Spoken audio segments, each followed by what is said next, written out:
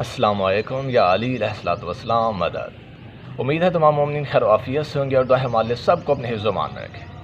मोमिन, आज की निहायत ख़ास वीडियो है मौलवी कामिल के लिहाज से। उन्होंने आज ही एक मुझे वीडियो मिली जो मेरे ख़िलाफ़, ज़रक नकवी के ख़िलाफ़ और शहरयार आबदी के ख़िलाफ़ बनाई है। और किस लिहाज से बनाई है कि नमाज तरावी एक बिदअत और हज़रत उमर की इसने वकालत करना चाहिए है। तो बहरहाल इसने इसके अंदर जो अल्फाज इस्तेमाल किए हैं कि नकवी शाह ने जहालत की इंतहा कर दी, ये है वो है, बहुत सारी गलीज़ बातें इसने इस्तेमाल की हैं जो ये ज़ाहिर करती हैं कि सीरत मुआविया का मानने वाला है और बिलाशुबा ये उनके मानने वाले हैं। और दूसरी बात कि जहाँ तक इनकी बातों का ताल्लुक़ है तो मुझे इनकी बातों से कोई फ़र्क नहीं पड़ता, क्योंकि एक दाना का कौल मेरे सामने है। उसने क्या खूब फरमाया था कि अगर रास्ते में आने वाले हर कुत्ते को पत्थर मारा जाए तो इंसान अपने मंजिल तक नहीं पहुंच सकता। इसलिए मुझे लाखों कुत्ते भौंका करते हैं, but I don't care and tit for tat. आगे आगे देखिए होता है क्या। तो बहरहाल मोमिन, बहुत सारी ऐसी चीज़ें और बहुत सारी ऐसी बातें हैं जो बताने वाली हैं, लेकिन वक्त ज़्यादा लग जाएगा, तो इस बिना पर मैं उनको थोड़ा सा स्किप करना चाह रहा हूँ। सबसे पहली बात, इसने जनाब अबू तालिब के लिहाज से जो मुझ पर एक कमेंट देने की कोशिश की है कि मैंने नकवी शाह के तमाम दलाइल के रद्द पेश कर दी थी, जबकि कोई एक मुनसिफ मिजाज बंदा मेरी वीडियो को मुकम्मल सुने और इस साहिब की वीडियो को भी मुकम्मल सुने तो वो इस नतीजे पर पहुंच जाएगा कि मैंने इस साहिब के मुंह पर, बल्कि तमाम वो अफराद जो इमाम अबू तालिब अलैहिस्सलाम पर शक करते हैं, उनके मुंह पर ऐसे तमाचे रसीद कर दिए हैं जो मरते दम तक भी नहीं धुलने वाले, उनके दाग ख़त्म नहीं होने वाले। और इसके बाद मोमिन, जो इसने सबसे पहला पॉइंट दिया वो ये दिया कि नकवी शाह साहब ने ये कहा था कि अल्लाह के रसूल सल्लल्लाहु अलैहि वसल्लम और हज़रत अबू बकर के दौर में नमाज तरावी बाजमात थी ही नहीं, और इसने उसे साबित करने की नाकाम कोशिश की है और जुल्म और धोखाधड़ी से इसने काम लिया है। तो आइए ज़रा इसकी हकीकत हम सबके सामने रखते हैं। सबसे पहली बात मोमिन, इस साहब ने कहा कि इन साहिबान को चाहिए, ज़रक नकवी है या मुमताज़ नकवी है, कि बुखारी शरीफ की ये रिवायत जो नेमल बिदअत व हाज़िही वाली है, इससे पहले वाली और इसके बाद वाली रिवायात भी पढ़ते तो इनको पता चल जाता आखिर हकीकत क्या है। तो मोमिन, सबसे पहली रिवायत और सबसे पहला पॉइंट इसका वो ये था कि जनाब सही बुखारी वाले ने इसका नाम ही लिखा हुआ है कि सलाती तरावी। तो भाई मुझे इंसाफ से बताएं, अगर किसी किताब का नाम, किसी बाब का नाम ये रख दिया जाए तो क्या उस किताब में इस नाम का बाब मिल जाना उस चीज़ के जवाज़ की दलील होती है क्या? कुछ अकल से काम लें। इस तरह की जाहिलाना बातें करके आप क्या साबित करना चाह रहे हैं? अफसोस सद अफसोस, बिल्कुल बेतुकी बात कही है आपने। और इसके बाद मोमिन, फिर ये साहब कहते हैं कि नेमल बिदअत व हाज़िही, इससे पहले वाली रिवायात को भी ये लोग गौर से पढ़ते तो इनको हक बात समझ आ जाती। तो बहरहाल अब देखते हैं ज़रा हक क्या है। तो मोमिन, इससे पहले जो रिवायत है अबू हुरैरा से, उसमें ज़रा आपने गौर करना है, निहायत तवज्जो के साथ सुननी है ये वीडियो। कहीं भी लैल यानी रात का जिक्र नहीं है। अब नमाज तरावी रमज़ान को ही रात में पढ़ते हैं, जबकि इस पूरी रिवायत में लफ्ज़ लैल है ही नहीं, रात मिलता ही नहीं है। अच्छा जी, उसके बाद यहाँ पर है मन कामा रमज़ान, जिसने रमज़ान में क़याम किया। अब यहाँ पर यह नहीं लिखा हुआ कि नमाज तरावी पढ़ी, जिसने रमज़ान में क़याम किया। इन्होंने अब उठाकर रात को नमाज तरावी पढ़ने के लिए खड़े होना बना दिया, जबकि इसमें तरावी लफ्ज़ भी नहीं है और इसी तरह नमाज भी बाकायदा साथ नहीं लिखा हुआ, जिसने रमज़ान में क़याम किया। अब कौन सी नमाज? इन्होंने उसे नमाज तरावी बना दिया। मुतरज्जिम ने भी ख़यानत की और इस मौलवी साहब ने ख़ुद ख़यानत की है। अब इससे मुराद क्या है? अब यहाँ पर रात मौजूद ही नहीं है, खड़े होना, रमज़ान में खड़े होना, यानी नमाज कायम करना, पढ़ना। अब इससे मुराद कौन सी नमाज हो सकती है? आपने ये साबित कैसे कर दिया कि इससे मुराद नमाज तरावी है? सुम्मा अस्तग़फिरुल्लाह अस्तग़फिरुल्लाह, इस कदर झूठ, इस कदर ख़यानत। अब अगर हम इस क़याम से मुराद ये ले लें, इनके मुताबिक इस कामा से मुराद ये है कि नमाज तरावी के लिए खड़े होना, तो फिर तो कुरान के अंदर जहाँ जहाँ मिलता है अकीमुस्सलात, नमाज कायम करो, हिस्से मुराद आप ये लेंगे नमाज तरावी पढ़ो, नमाज तरावी पढ़ो। फिर फजर, ज़ोहर, असर, मगरिब, इशा, ये सब नमाज तरावी बन जाएंगे माशाअल्लाह से। तो भाई कुछ होश के नाखन लें। क्यों आप ख़यानत करना चाह रहे हैं? क्यों आप मुनाफ़िक़त से काम ले रहे हैं? अब ये थी मोमिन इसकी धोखा दही और एक चाहलाना बात जो इसने गलत बयान की है, बिल्कुल गलत बयान की है। अब इसके बाद मोमिन जहाँ तक इसके बाद वाली रिवायत है उसमें ज़रा चलते हैं, उसमें क्या कुछ है। अब मोमिन जो इससे अगली रिवायात हैं वो दो रिवायात हैं हज़रत बीबी आयशा से, और ये दोनों रिवायात सही हैं। इनके उलमा ने तस्दीक की है कि इनकी तरदीद भी नामुमकिन है। तो सबसे पहली रिवायत जो बीबी आयशा से मनकूल है कि हज़रत बीबी आयशा फरमाती हैं, इस रिवायत के अंदर आपने गौर करना है, मिन जौफिल लैले, यानी निस्फ शब को, निस्फ शब में अल्लाह के रसूल जाते हैं नमाज के लिए। अच्छा, फिर नबी पाक सल्लल्लाहु अलैहि वसल्लम ने 3 दिन तक नमाज पढ़ी, एक तो निस्फ शब, ठीक है, मिन जौफिल लैल, दूसरा 3 दिन तक पढ़ी। उसके बाद चौथे दिन अल्लाह के रसूल आते ही नहीं हैं, तो फिर फरमाते क्या हैं अल्लाह के रसूल? अल्लाह के रसूल फरमाते हैं, मुझे इस बात का खौफ है कि कहीं तुम पर ये नमाज फ़र्ज़ ना हो जाए, कि कहीं तुम पर ये फ़र्ज़ ना हो जाए, फ़र्ज़ ना कर दी जाए। इस बिना पर अल्लाह के रसूल ने फिर उन्हें पढ़ाई ही नहीं है। अब इसका मतलब ये नहीं कि अल्लाह के रसूल नाउज़ बिल्लाह ख़ुद नहीं पढ़ा करते थे। और ये कौन सी नमाज थी जो निस्फ शब को पढ़ी जाती है? कौन सी नमाज होती है मुझे बताएं ज़रा। आप लोग तरावी कब पढ़ते हैं? नमाज इशा के कुछ मिनट्स के बाद आप लोग तरावी स्टार्ट कर देते हैं, जबकि निस्फ शब की नमाज मखसूस नमाज है, नमाज तहज्जुद। और मज़े की बात यह है कि इस रिवायत में भी लफ्ज़ रमज़ान नहीं है, रमज़ान तो है ही नहीं, इन्होंने ख़ुद से रमज़ान लिख दिया माशाल्लाह तर्जमे के अंदर। ये हाल है इन लोगों का, और इस मौलवी साहिब का भी, ये भी यही रिवायत रमज़ान के लिहाज से फ़िट कर रहे हैं, जबकि इसमें लफ्ज़ रमज़ान है ही नहीं। जी जनाब, अफसोस का मुकाम है, बात कुछ है और आप लोग क्या करते हैं, किस कदर गलत बयानी का मुजाहरा कर रहे हैं। इसके बाद मोमिन, अब दर हकीकत ये नमाज क्या थी? नमाज तरावी नहीं बल्कि नमाज तहज्जुद थी जो निस्फ शब से शुरू होती है, और यही वो नमाज नबी सल्लल्लाहु अलैहि वसल्लम के लिए ख़ास और फ़र्ज़ थी, मगर उम्मत के लिए मुस्तहब है। यही वजह है कि अल्लाह के रसूल ने फरमाया कि मुझे इस बात का खौफ है कि कहीं तुम पर फ़र्ज़ ना हो जाए। वो नमाज तहज्जुद अल्लाह के रसूल पर फ़र्ज़ है और निस्फ शब से ही स्टार्ट होती है, और यही वो नमाज है जो उम्मत के लिए मुस्तहब है। और अल्लाह के रसूल ने यही फरमाया था, मुझे इस बात का खौफ है कि कहीं तुम पर फ़र्ज़ ना हो जाए। और इस बात पर दलील क्या है? हज़रत बीबी आयशा की दूसरी रिवायत, जो बीबी आयशा ने दूसरी रिवायत बयान फरमाई है, जो उनका दूसरा कॉल है, उसमें ज़रा देखें कि हज़रत बीबी आयशा जब उनसे हज़रत रसूल पाक सल्लल्लाहु अलैहि वसल्लम की नमाज की रकत के बारे में पूछा जाता है, तो वो क्या फरमाती हैं कि रमज़ान हो या कोई और महीना, नबी सल्लल्लाहु अलैहि वसल्लम 11 रकत पढ़ा करते थे। अब 11 रकत किस में होती है? नमाज तहज्जुद के अंदर। रमज़ान हो या गैर रमज़ान, अगर आपकी इससे मुराद ये है कि नबी पाक सल्लल्लाहु अलैहि वसल्लम ये नमाज तरावी पढ़ा करते थे, फिर तो आपको सारा साल रमज़ान या गैर रमज़ान पूरा साल आपको सिट स्टैंड वाली, यही बिदअत पसंद वाली तरावी पढ़नी चाहिए, बिदअती इबादत।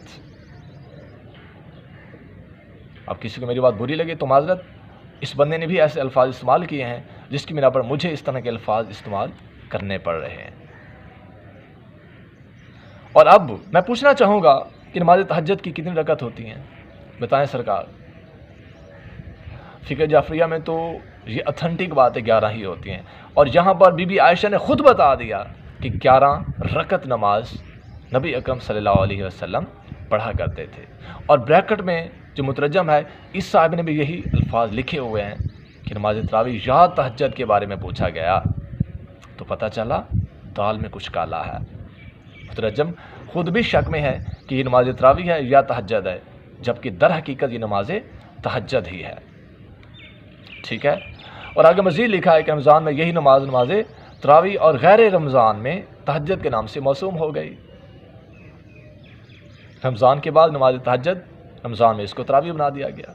तो तरावी का टाइम तो होता है निस्फ शब के बाद, आप लोग इशा के बाद ही स्टार्ट कर देते हैं, सॉरी नमाज तहज्जुद का टाइम जो होता है। अब बताएं जनाब, کون جھوٹا ہے، کون سچا ہے، کون دھوکہ دے رہا ہے، کون جاہل ہے۔ تو پس مومنین اب نیچے ذرا غور کریں، اس مترجم نے واضح لکھا ہوا ہے، ایک تو یہ بالکل صحیح روایات ہیں، دوسرا اس نے لکھا ہوا ہے کیونکہ یہ عائشہ کا بیان ہے اور بالکل وضاحتی بیان ہے ان کا، جس کی تردید اور تعویل ممکن ہی نہیں، آپ تو اس کا انکار کر ہی نہیں سکتے۔ تو اب ان روایات سے یہ واضح ہو گیا کہ یہ جو نماز نبی اکرم صلی اللہ علیہ وسلم پڑھا کرتے تھے، یہ نماز تراویح نہیں بلکہ نماز تہجد، اور آپ لوگوں نے بدعت کے ساتھ جوڑ دیا نبی پاک کی مخصوص عبادت کو۔ استغفر اللہ ثم استغفر اللہ۔ اور اس کے بعد مومنی اس مولوی کامل جاہل کی جہالت کو دیکھیے ذرا۔ اب یہ بندہ مجھے کہتا ہے کہ صاحب کو چاہیے تھا کہ یہ جو باقی روایات ہیں یہ پہلے پڑھتا، اس کے بعد یہ بات کرتا۔ تو جناب میں نے صرف پڑھی نہیں بلکہ غور سے پڑھی ہیں اور سمجھی بھی ہیں، تبھی میں نے اپنی ویڈیو کے اندر واضح الفاظ میں کہا تھا کہ نبی پاک صلی اللہ علیہ وآلہ وسلم نماز تہجد پڑھا کرتے تھے۔ شاید آپ نے میرے الفاظ پہ غور نہیں کیا۔ تب جاہل کون ثابت ہوا، آپ یا میں؟ افسوس صد افسوس۔ ابھی بھی مومنین اگر کسی کو شک ہو تو میں اب قرآن اور تفسیر سے بھی کچھ بیان دکھانا چاہوں گا۔ اب ہے تفسیر در منصور جلال الدین سیوطی صاحب کی، جلد نمبر اس کی 4 ہے، صفحہ نمبر 516 ہے۔ تو یہاں پر قرآن پاک کی آیہ مبارک جو نماز تہجد کے لحاظ سے اتری تھی، سورہ بنی اسرائیل آیہ مبارک 79۔ اب اس میں رب العزت کیا ارشاد فرماتے ہیں، وَمِنَ اللَّيْلِ فَتَہَجَّدْ بِهِ نَافِلَةً لَكَ، اور رات کے وقت نماز تہجد پڑھا کرو جو تیرے لیے زائد چیز ہے، جو تیرے لیے زائد چیز ہے۔ اللہ کے رسول کو حکم تھا اس کا کہ آپ نے پڑھنی ہے، یہ آپ کے لیے زائد چیز ہے۔ اور جلال الدین سیوطی صاحب نے جو روایات لکھی ہیں اس آیہ مبارک کی تفسیر میں، اب ذرا غور کریں۔ سب سے پہلی روایت یہ لکھی کہ نماز تہجد سونے کے بعد ہوتی ہے، چونکہ نماز تہجد نصف شب کے بعد ہوتی ہے، ظاہری بات ہے بندہ نماز عشاء کے بعد سو جاتا ہے اور پھر آدھی رات کو اٹھ کر نماز تہجد پڑھا کرتا ہے، نماز فجر سے پہلے تک۔ دوسری بات، نبی اکرم صلی اللہ علیہ وسلم کے علاوہ رات کا قیام باقی تمام لوگوں سے منسوخ ہو گیا۔ جی جناب، اب دوسری بات نے کیا کہا کہ نبی پاک صلی اللہ علیہ وسلم کے علاوہ جو رات کا قیام تھا باقی تمام لوگوں سے منسوخ ہو گیا۔ اس کے بعد تیسری جو روایت ہے اور ابن عباس سے کہ رات کا قیام نبی اکرم صلی اللہ علیہ وآلہ وسلم کے ساتھ ہی مخصوص اور فرض تھا۔ نبی پاک صلی اللہ علیہ وآلہ وسلم کے ساتھ ہی رات کا قیام فرض تھا، مخصوص تھا۔ اسی وجہ سے اللہ کے رسول نے فرمایا تھا، مجھے خوف ہے کہ کہیں تم پر فرض نہ ہو جائے۔ اللہ کے رسول پر تو یہ چیز فرض تھی بحکم قرآن، لیکن اللہ کے رسول نے امت کو اس سے بچانا چاہا، کہیں تم پر فرض نہ ہو جائے، اور وہاں سے چلے گئے اور پھر نماز نہیں پڑھائی۔ جس چیز کو اللہ کے رسول نے جاری رکھنا مناسب نہیں سمجھا، تم کون ہوتے اسے جاری کرنے والے؟ یا تمہارے خلفاء کیا ہوتے ہیں؟ ان کی کیا اوقات اللہ کے رسول کے سامنے؟ افسوس صد افسوس۔ اس کے بعد مومنین چوتھی روایت کہ بی بی عائشہ سے ہے کہ نبی اکرم صلی اللہ علیہ وآلہ وسلم نے فرمایا، 3 چیزیں مجھ پر فرض ہیں اور آپ پر سنت ہیں، آپ کے لیے سنت ہیں: الوتر، مسواک اور رات کا قیام۔ رات کا قیام اللہ کے رسول پر کیا تھا؟ فرض تھا، اور باقیوں کے لیے کیا ہے؟ مستحب ہے۔ اسی وجہ سے اللہ کے رسول نے نماز تہجد باقی سب کو اپنے ساتھ شامل کر کے پڑھانے سے گریز کر دیا تھا، وہاں سے چلے گئے تھے۔ اور آپ لوگوں نے نماز تہجد تو دور کی بات ہے، نماز تراویح جیسی بدعت ایجاد کر لی، اور پھر پوری دنیا کے اندر ایک جھوٹ کو آپ واضح کر رہے ہیں۔ نعوذ باللہ، نبی پاک بھی ایسے پڑھایا کرتے تھے، حضرت ابوبکر کے دور میں بھی یہ چیز رہی ہے، یہ ہے وہ ہے، یہ جھوٹ کا پرندہ گڑا ہوا ہے۔ جی مومنین، تو آپ کے سامنے اب بات واضح ہو گئی کہ اللہ کے رسول نماز تہجد پڑھا کرتے تھے جو ان پر فرض تھی، باقی امت پر مستحب تھی، اور باقی ان تمام روایات کے اندر بھی یہی چیز ملتی ہے۔ ٹھیک ہے، ان میں کچھ ایسی روایات ہیں جن میں رمضان تو لفظ ملتا ہی نہیں ہے، رات کی بات ہوتی ہے۔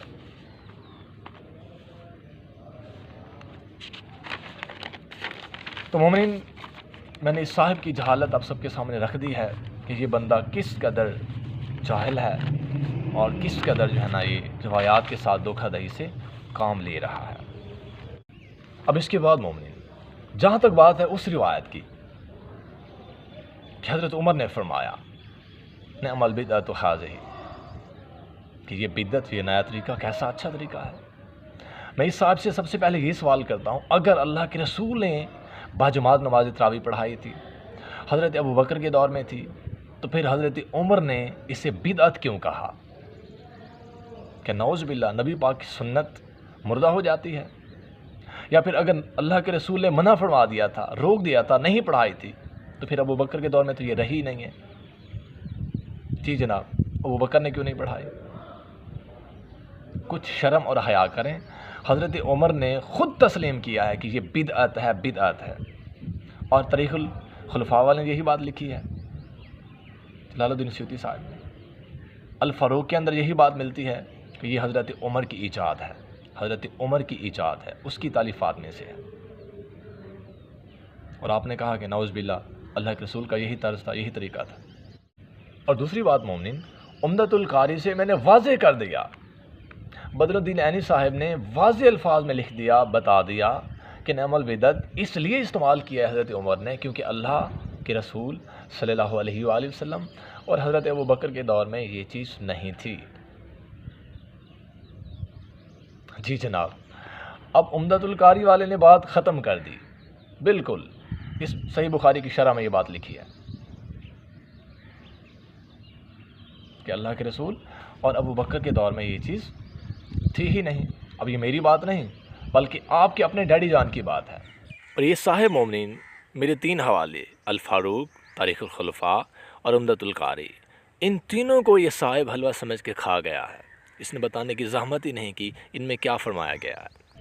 اب مجھے انصاف کے ساتھ بتائیں کہ بدر الدین عینی صاحب جھوٹے ہیں، تاریخ الخلفاء والے جھوٹے ہیں، الفاروق والے علامہ شبلی نعمانی جھوٹے ہیں، نعوذ باللہ یا بی بی عائشہ جھوٹی ہیں، یا پھر جھوٹ کا صحرا صرف اور صرف آپ کے سر پر سجا ہوا ہے، یا پھر جس نے اس کو بدعت قرار دیا تھا یا اس بدعت کو ایجاد کیا تھا اس کے سر پر سجا ہوا ہے۔ اور شاید آپ بھول گئے کہ قرآن کے اندر یہ آیہ مبارک بھی موجود ہے کہ لعنت اللہ علی الکاذبین۔ جی مومنین، تو مومنین دیکھیں آج کس قدر میں نے واضح کر دیا ہر لحاظ سے کہ اللہ کے رسول صلی اللہ علیہ وآلہ وسلم نماز تہجد پڑھا کرتے تھے، اور نماز تہجد اللہ کے رسول کے لیے مخصوص تھی، خاص تھی، اور ان پر فرض تھی، امت کے لیے مستحب تھی۔ اور اللہ کے رسول کو یہ خوف ہوا کہ کہیں امت پر یہ بات یا یہ نماز فرض نہ ہو جائے، تبھی نماز تہجد باجماعت رات کو ان کے ساتھ پڑھانا چھوڑ دی، نہ کہ نبی پاک صلی اللہ علیہ وسلم نماز تراویح پڑھایا کرتے تھے۔ تو نماز تراویح فقط اور فقط حضرت عمر کی ایجاد ہے، ان کی بدعت ہے، جن کا قرآن اور شریعت اور نبی پاک صلی اللہ علیہ وسلم کی نمازوں کے ساتھ ذرا سا بھی تعلق نہیں ہے۔ یہ الگ سے ایک نیا طریقہ ہے، بدعت ہے۔